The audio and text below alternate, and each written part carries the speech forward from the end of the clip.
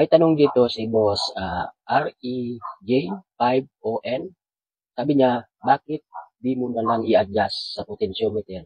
Pwede umabot na 15 volts yung power supply na binili mo. So ayan, magandang katanungan bossing. Maraming salamat sa tanong mo, idol.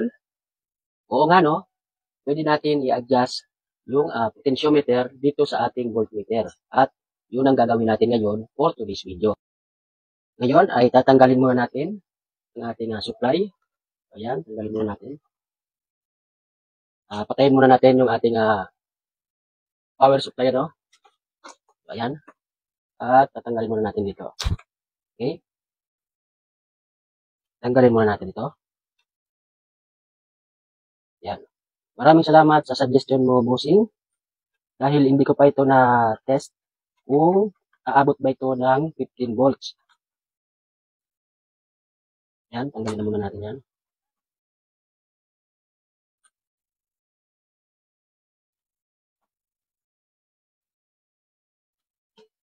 At ngayon naman ay sasaksak na natin yung ating supply. Yan. Gagamit tayo ng multimeter. Set natin sa 20 volts. Isa mga idol. 20 volts.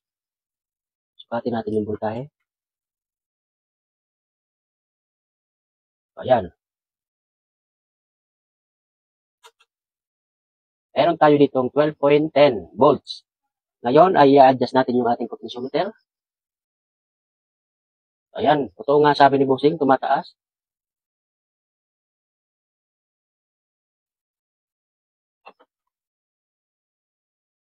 Yan siya mga bossing. Yan. Tama kasi no? Umabot ng, balis agad na siya, no? Umabot lang siya ng, agad na siya, hindi na siya naiikot. 14 volts lang, bossing. Sana nasagot ko yung tanong mo. Hanggang 14 volts lang po yung ating power supply. Kulang pa rin para ma-charge itong ating solar power generator. So, ayan. Maraming salamat, bossing, sa tanong mo at sana nasagot natin. At maraming salamat sa inyong panonood.